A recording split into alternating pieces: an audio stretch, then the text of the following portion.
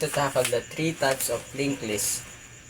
We have single linked list, double linked list, and circular linked list. Single linked list, it contains nodes which have data and address which point the node. For example, the first node point to the next node, and this is the null.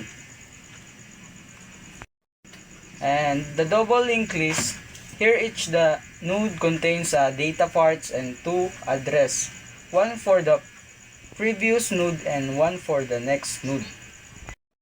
For example, this is the data of previous node and this is the data of next node.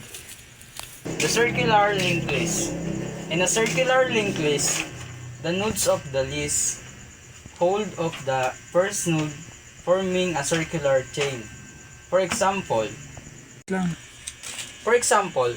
the last node is connected to the first node to form a singular linked list.